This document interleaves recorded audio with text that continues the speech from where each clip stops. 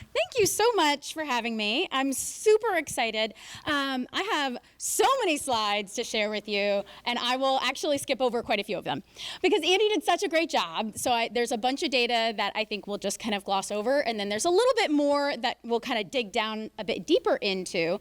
But as Cassidy was saying, like, this is all about the comprehensive economic development strategy, which is really trying to come together and decide where do we as a community on the like as the borough as a whole, but then also individual communities, where do you want to go? And then the CEDS is kind of a pathway as to how we're going to get there. And if you have been here for years and years and remember some of my presentations, I try to do themes. And so this year's theme is Jurassic Park. And so I did not know that you had a dinosaur out front before I chose it. So that was like, oh, that was amazing. Also, I'm going to set a timer. So I'm going to try. Yeah, I can do this. We got this. Okay. And it is interactive. And so there will be opportunities. I'm sure a lot of you have used Mentimeter before. So we'll have you use it to give us feedback. Again, this is to be your plan. Where do you want your economy to go? What matters to you? We'll reflect on what has happened and what was put into the previous CEDS, and then look at where does everybody want to go? What matters to you? What makes your communities different, both positively and then maybe what's a weakness in your community or something that needs to be addressed. Okay, so I already said this, but again, the focus of the previous CEDS was really about resilience. It was really about resilience and making the Kenai Peninsula a thriving place to be. And so here's what we set out to do. The goals were, and can you read this like from far away? Okay, I won't read everything to you then. So, but they were a handful, 5 different kind of super categories.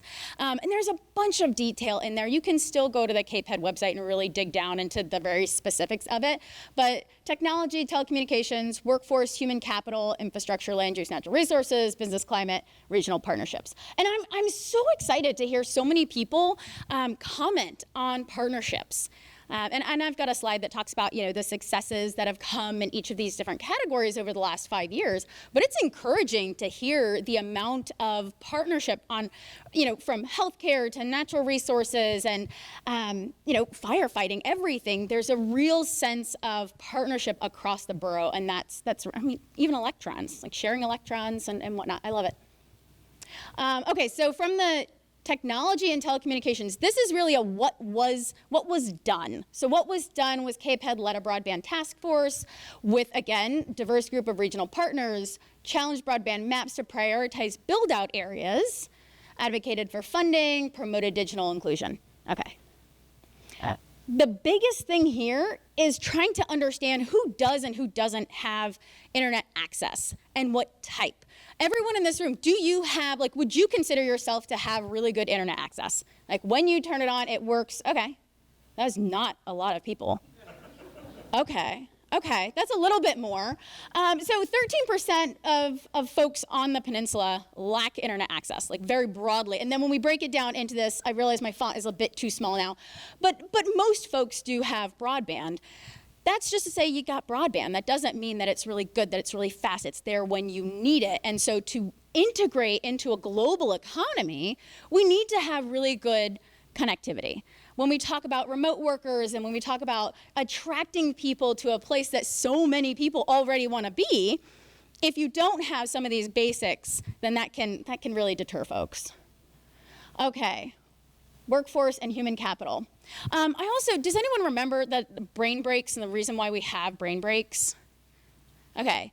People will retain information better if you give them a little break, and if you can make them laugh, then they will retain things even better. So can you all read this hilarious Bill Murray quote? Whatever you do, always give 100% unless you're donating blood.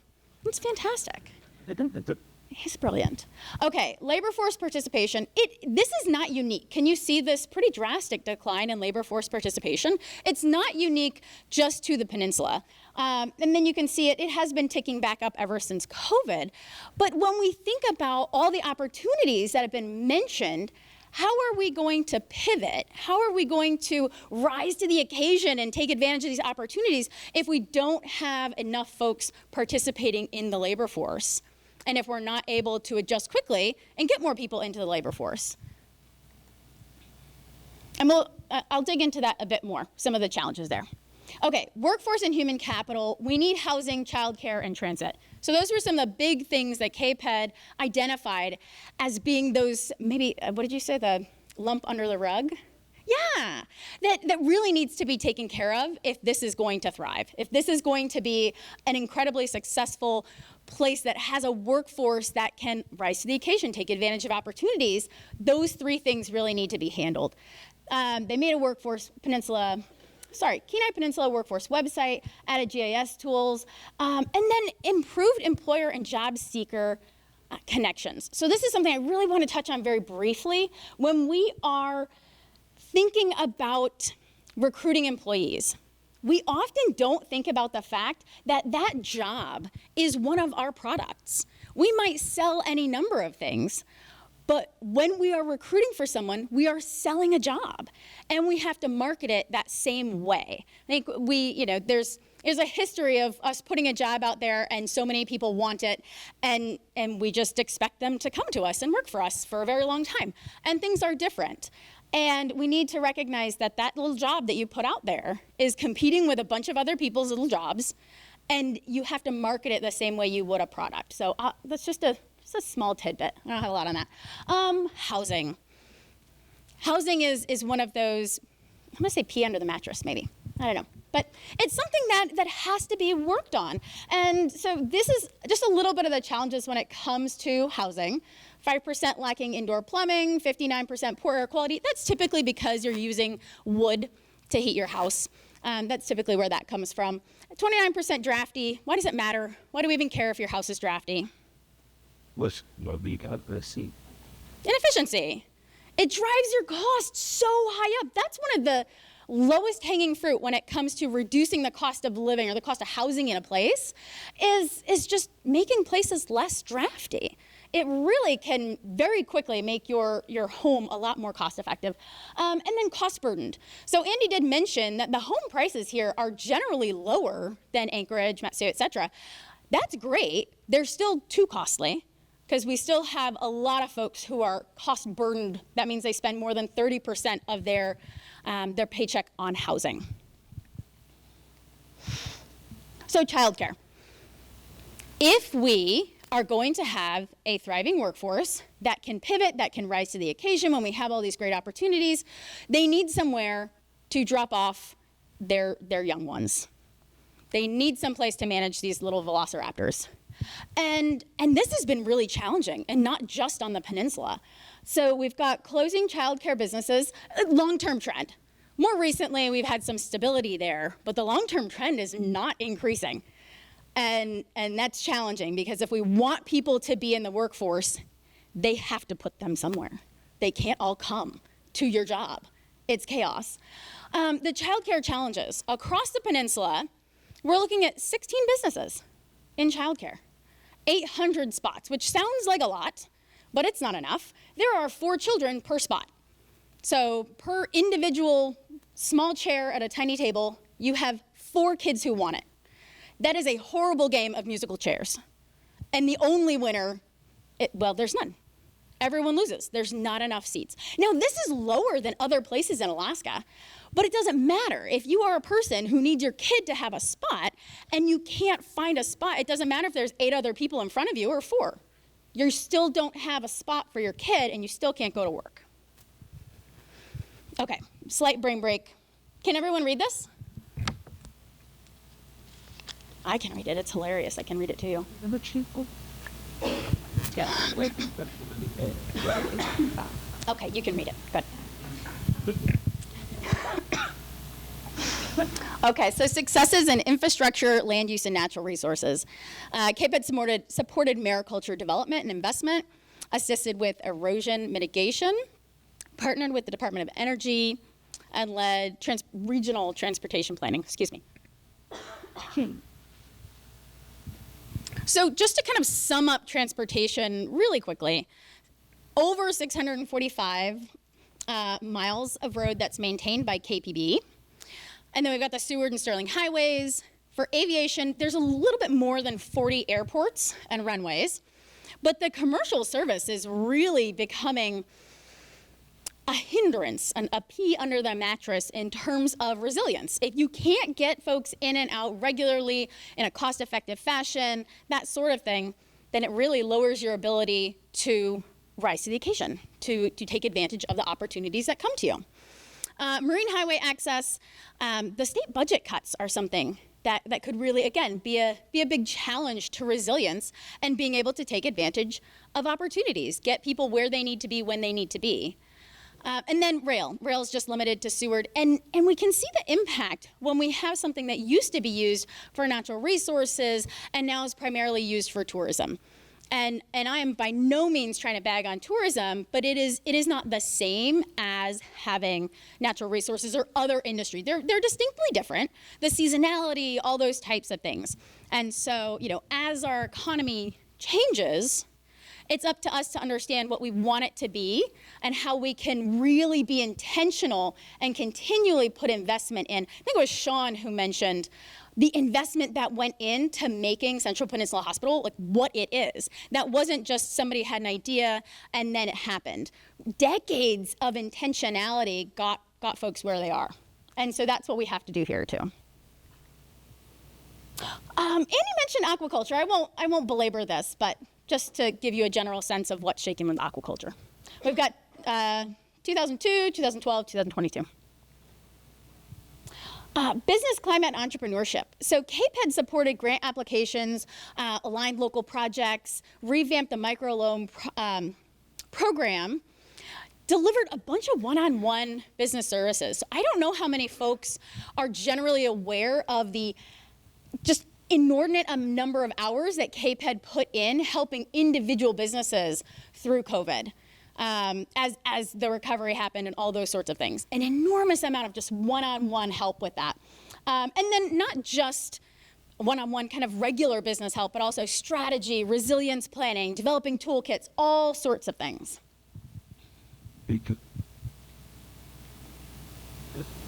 And then regional partnerships. The importance of this, I really think, can't be overstated. No one gets anywhere alone, and I think that's especially true when it comes to economic development. If you have a plan, if you are collectively deciding where you want to go and how you're going to get there, everybody's got to be rowing in the same direction, or you're not going to make any progress. Okay.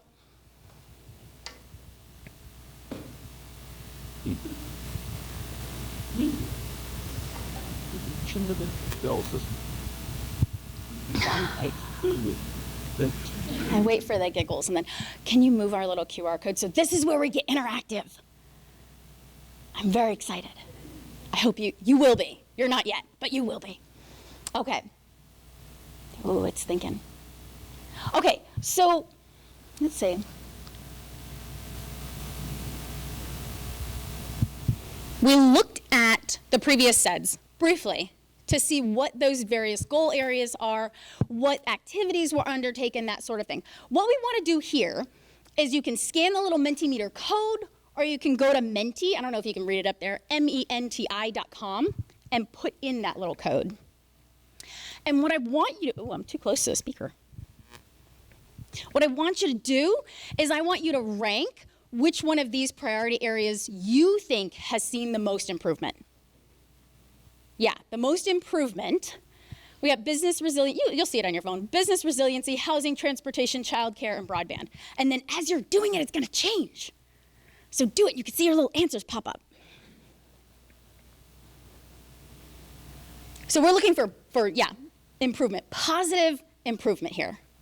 And I won't give you too long because we don't have a ton of time.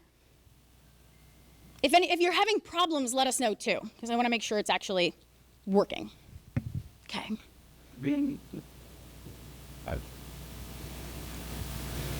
Nice. Okay, so we got business resiliencies at the top, broadband, then transportation, housing. Getting some more responses, but the order's not really changing too much. When we move on, I think it will make all of you move on. I don't think you'll be able to answer. Okay, we're moving on. Aubrey. Okay. So now that we kind of thought about where you've seen the most improvement, whichever one you ranked at the highest, What specific improvements did you see? As specific as you can be. Also, don't give us a paragraph. Like, we're talking like one word. And even if you don't live here, if you come here regularly and you have a thought about this, put it in there. Year-round transfer, Sterling Highway, increased access. Survived through COVID. Okay. And the more that you see, if you see someone else's answer and you agree with it, you can always just use the same word. That's how these nice little word clouds work. Okay. Access being the most, okay. Nice. Faster internet. Who has faster internet? Yay, okay, okay. Okay, and you are welcome to put in more than one here. So what we're gonna do with this information is we're gonna use this to try to help us evaluate the effectiveness of the past CEDS, understand how it actually improved people's perception of the economy, your experiences, whether that's a business owner, as an individual, as somebody who runs a nonprofit, is on city council, those sorts of things. So that's why this matters. This isn't just like a fun, interactive thing to do after lunch. Like, we actually are going to use this data. So don't lie. Okay, let's do the next one. How many? What other priorities should we consider? So we had those 5 priorities that we ranked. What else should be considered? Ooh, wow, you guys were fast on this one. Okay, so hang on. We've got childcare in here. Childcare is already one of the 5. So if it was one of the 5, don't put it in again. We'll give that person a break, though. Financing, connection, energy, education, workforce. Nice. These are fantastic. I like it. We'll give another minute to get some responses in here, and then we'll keep moving. And this is gonna push us into the next CEDS that we're doing. So the one that we're embarking into right now is, where do we wanna be 5 years from now? And so we wanna look back at what we did so that we don't just make a brand new decision, go a brand new direction every 5 years, we just pick something new, but where were we? What did we decide on last time? And do we wanna continue this pathway? Were we making positive progress that we want to keep going with? Okay, education continuing to stay in the lead there. Okay. All right, let's go to the next one, Aubrey. All right, so we're gonna review SWOT, and Cassidy mentioned the SWOT: strengths, weaknesses, opportunities, and threats. There's lots of different methods for addressing what your community is good at, what you're not so good at, and how kind of well prepared you are for whatever might come at you. And this is just one of those methods. So a sweaty T-Rex was it was a weakness they didn't know they had. So weaknesses, strengths and weaknesses are internal. What do you do well? What's a weakness? What do you not have? What do you maybe not do as well as someone else? Opportunities and threats are coming from outside. So you have no control over this. This is just gonna happen to you. Seafood prices, oil and gas prices, that sort of thing. So I'm gonna zoom in on each of these, the strengths, weaknesses, opportunities, and threats, but I summarized what was put into the previous CEDS. And the idea here is that we're gonna steepen it for just a minute, and we're gonna see if we think these things are still applicable today. Were the things that we decided were a strength 5 years ago, is it still a strength of ours? Were we right? Was it actually a strength? And then the threats, were they really a threat? Were we accurate in what we thought we saw maybe coming at us? So we'll dive into this real quick, and then we're going to reflect on them and look forward. So take a look at this. The strengths: strong foundations and access to quality education, healthcare, reliable infrastructure, natural advantages rich in natural resources, and then collaborative leadership, which has been mentioned again multiple times today. How many of you think that these are still strengths that the Peninsula holds? Okay. Nobody over here. None of you think that these are, okay, that's good. It's all right, you don't have to think so. Weaknesses, this is from the previous CEDS. So 5 years ago, we thought that the demographic challenges were a weakness. The population is aging, outmigration, school enrollment decline. A lot of this is still happening, but do you still identify it as a weakness? So again, take a gander. If you agree with these weaknesses, go ahead and pop your hand up. Okay. Opportunities that were identified 5 years ago. Growth potential in mariculture, agriculture, marine trades, renewable energy, strategic investment in infrastructure upgrades, federal funding, Coast Guard expansion, and then the lifestyle appeal, why people want to move here. Are these still opportunities? Or if there's anything you would take off here, you can just holler that out too. Federal funding. Federal funding, okay. It's great. Coast Guard expansion, yeah. So was it accurate 5 years ago, do you think? Hands up, yeah, no? It's still accurate now or needs some tweaking? Tweaking, okay. Threats. Threats that were identified, potential market policy, volatility, environmental health risks, workforce erosion, which includes childcare access. Were they accurate threats? I see one head nodding. Okay. Are they the same threats that we face today, or does it need tweaking? Okay. Subtle tweaking. Not inaccurate, but some subtle tweaking. Okay.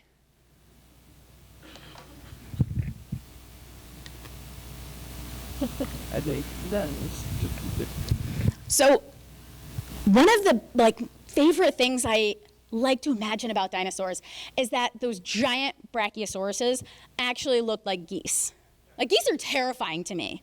I've been chased by too many geese. They are terrifying. And so I used to really like brachiosauruses, and now when I imagine them as geese, I'm like, yeah, that is terrifying. Giant geese. Oh. Okay, back into Mentimeter. So when you can think about your community, or you can think about the borough as a whole. What is something that we do better than most places in Alaska? It's not what?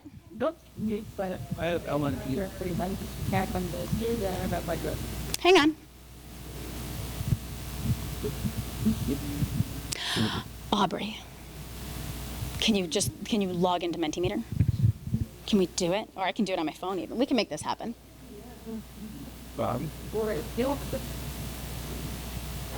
Don't do the one you're seeing. You're accidentally going ahead. While we are waiting, however, you're still going to type it in, but do you want to just shout out what is something that your community or the borough do better than everybody else? Almost everything. Makes gas. The gasoline. Okay, community involvement, gasoline. Publicly that. Hold on. Education. Okay.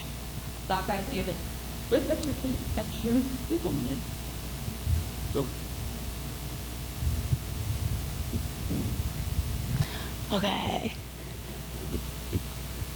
Which one? Sorry, yes. What do we do better than everybody else? Or than most places in Alaska? All right. I like it.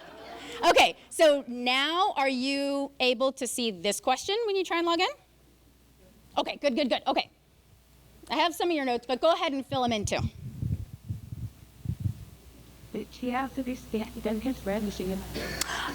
Okay, so we got some people there, some people not. Do we have to rescan? Yeah, do you have your little QR code on the table? Yeah. Took you took you to the beginning. Can we fling it forward? Doing more than that. On Mentimeter? Oh! But could you carry and never so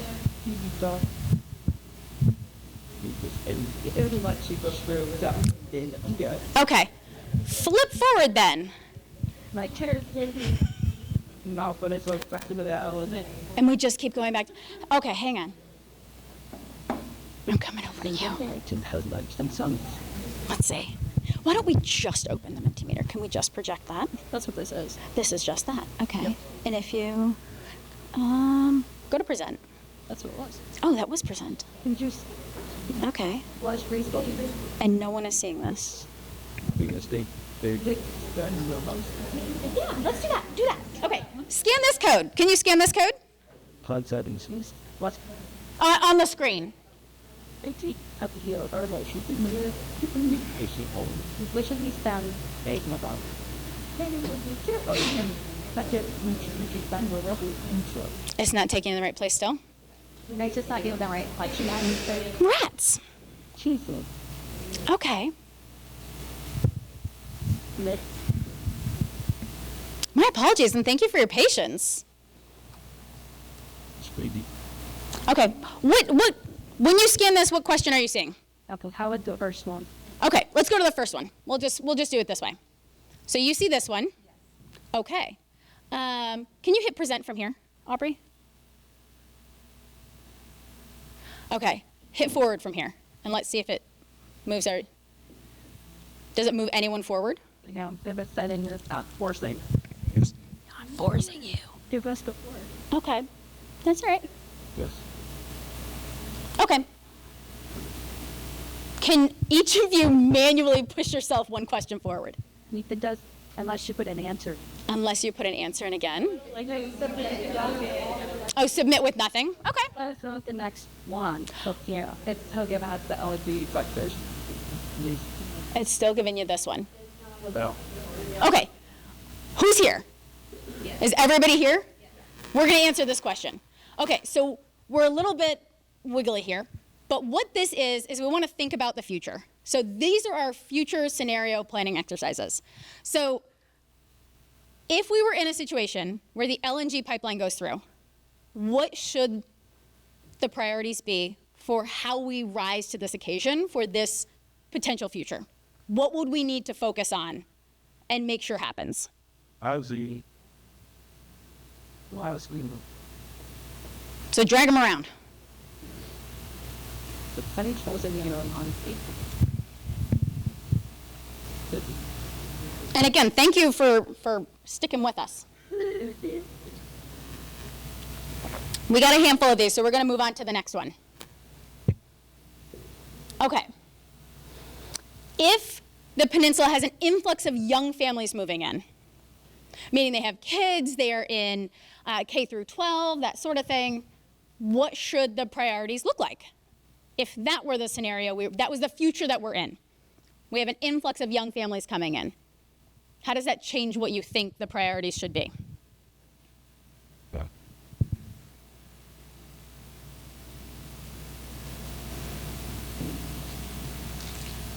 Okay, I'm not seeing a lot of changes. Oh, here we go. We got 29.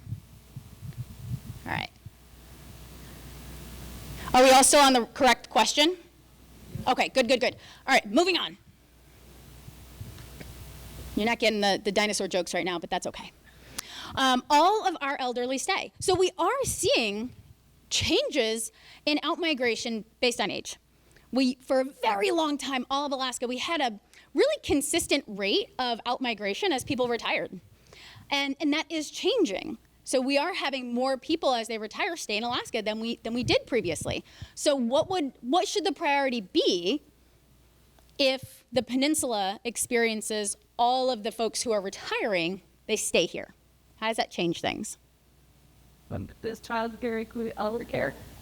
Oh, that's a great question. No. I'm going to say no. I'm going to say, so if you're thinking of like assisted living, housing. And I'll make a note of that, so we know what we're talking about. And where's healthcare? Not this one we're talking about elderly. It's not there. Which is interesting. No. Education when we were talking about the kid man. Okay, so education. So we are going to have a slide where you're going to get to add priorities. Yes, you will. But no, yeah. So this is really focusing on what our priorities were historically and how they might change depending on the different scenarios. Let's go to the next one. Okay, so if we have to import LNG, how does that change our priorities? And again, if you have one that's not on here, you can shout it out and I'll write it down, but we are going to have an opportunity to add those in a minute. I'm Infrastructure and okay. good. Maybe but it.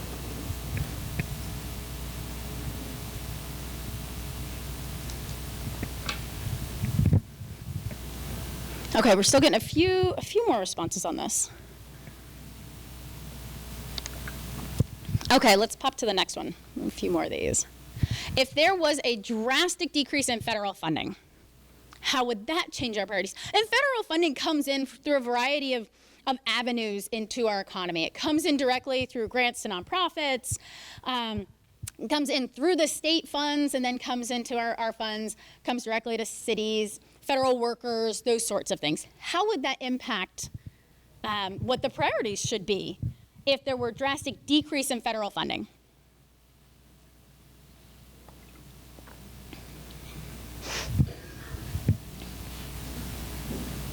Yep. But it is generally I'm surprised that housing is still at the top. work. Yeah. It's not wrong, I'm just surprised. I was really curious to see how these would change. Okay. Good. Oh, wait, I don't do this anymore. Okay, cost of fuel doubles, we already, No one knows it. no, some people did. You got excited, went ahead. Yeah, if the cost of fuel doubled, what would that do? How would that impact your economy? This isn't a priorities question. What would happen? What would your experience be? What would your business experience, your communities, et cetera? Okay.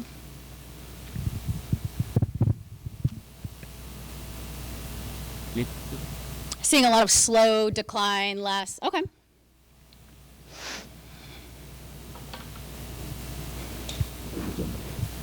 Okay, we'll give another quick minute here and then we'll jump to the next question. Done. Okay, next question. Moving on. Okay, so when we think about what could be coming at us, we're thinking opportunities, we're thinking threats. They're coming from the outside. What are things that we should be thinking about that we haven't gone over in these future scenario plans yet? The dam, I think, is a good one that we could have put on here. What are some future, again, whether they're opportunities or threats, but that we should be thinking about so that we can be prepared as we look at our economic future and try to develop the economy? Natural disasters, lack of community engagement, okay. Renewable energy boom, seafood crash, okay.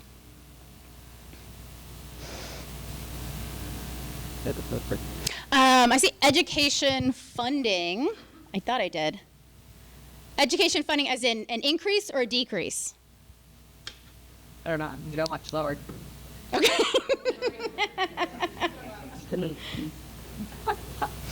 So, Vegan housing. Okay. That was not with respect. Some thoughts are inside thoughts. Okay, let's go to the next one.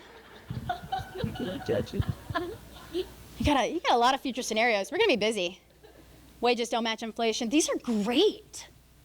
Yeah, and these are the things we have to think about if we want to have an economy that is prepared, that is resilient, and that can take advantage of opportunities that come up and can also work through challenges that come up. Okay, next. Okay, we touched on this, and this is, I think, where we all went sideways. What do we do that's really good? We do it better than everybody else. And not Alaska, but what does the peninsula or your community in specific do better than everybody else? Even your business. What is your business? If you own a business here, do better than everybody else. I think quality of life, I think, is pretty incredible. We have so much data that really proves that people want to come here, they want to visit, they want to stay here, they want to move here. There's a lot of data indicating that this has got a pretty incredible quality of life.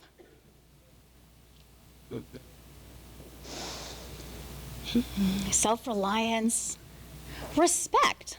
Okay, I like it. Creative solutions, resiliency. Awesome. Okay, let's go to the next one. We're flying through these. What makes the Kenai Peninsula a good place to live, raise a family, or retire? Why are you here, basically, and why should someone else come here?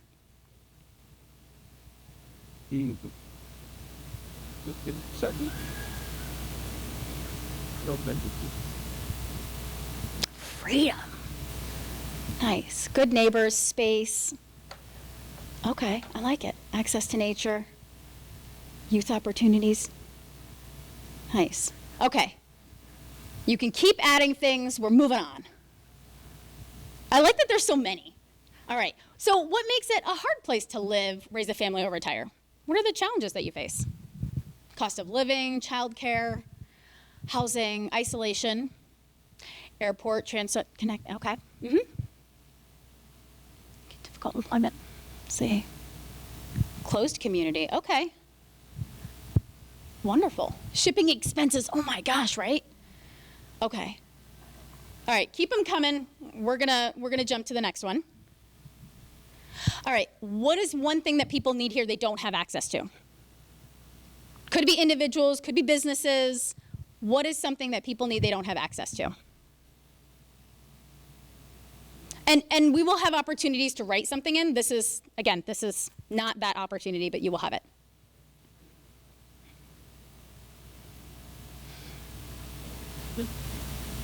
Yeah. There we go. Okay, we're coming in now. Let's see, safety. Isn't it? For the regular federation is good. Okay. Housing again, popping to the top of the list. You know, Okay. let's see. Healthcare, nightlife. Okay. Let's move on from this one. All right. So we'll pop back to the PowerPoint slide just to make sure I didn't skip over anything too critical. But this was really the crux of it, was getting information from you, having you kind of steep in what are you good at, what are the challenges, etc. This is what I wanted to end on, is if we could just solve one thing, one problem, that's all you get is one, then what would it be? I actually think I do have a question after this, but immerse yourself in this, steep in it, steam in it, marinate.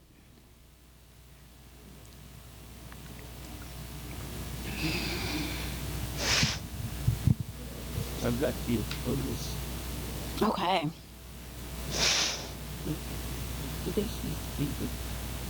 Okay, I think do we have a question after this one?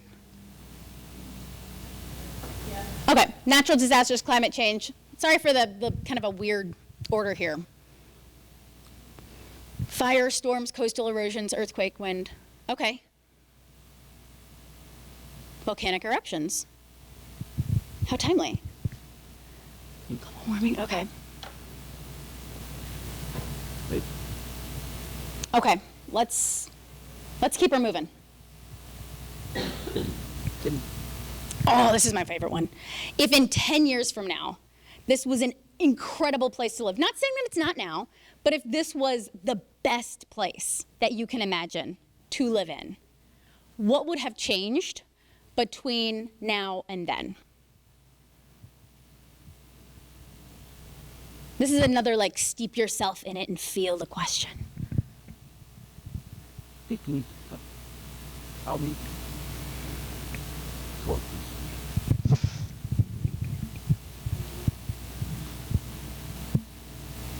Housing really is the theme of the day.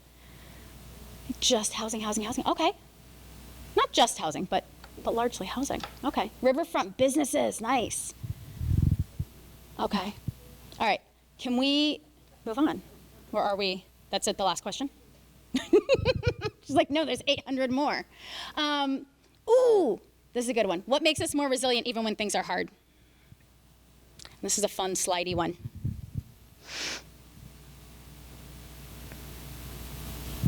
You have 100 points and you get to spend them on each of these questions. That's. Yeah,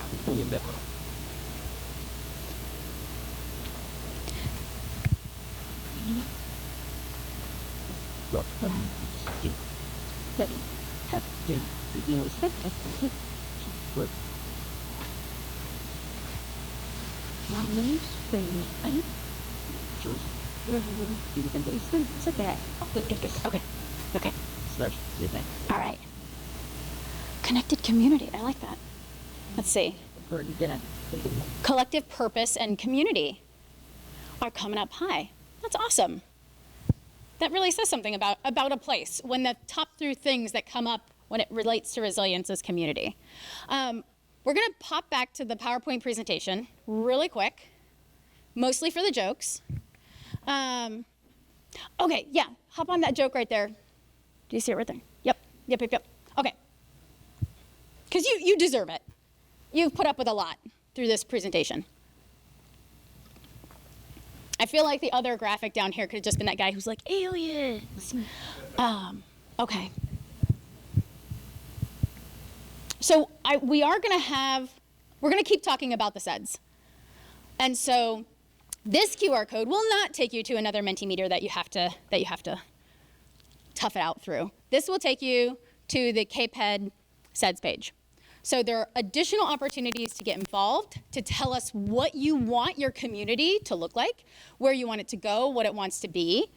And so we're gonna do a presentation on the 28th of May at the joint Kenai Soldotna Chamber Luncheon. 29th, we're gonna do 28th City Council. And then we'll be in Soldovia sometime in August, and then we're gonna do virtual presentations. And there will be a lot more opportunities, not only for you to get involved and say what you want your community to be, where you want it to go, but to encourage others. I'm sure everybody knows another person who is highly opinionated about where the community should go, where we should try to put our efforts. And we want to make sure that those voices are heard. This is not a plan that is somebody else making it for you to tell you what your community should be and where you should go. But really, the whole purpose is that this is a plan that everyone is putting together that's very alive and that involves everybody rowing in the same direction. That's the only way we're going to make progress, is by continued intentional effort. And that's how you become one of those really awesome places where everybody wants to be, where there's lots of opportunity. There's enough housing and enough childcare, enough jobs, and things are really rocking. And you do that through a lot of intentional, consistent effort. And so that's what this is all about getting input so that we are all excited about putting in that continuous intentional effort, because we all want to get to where we've decided to go together.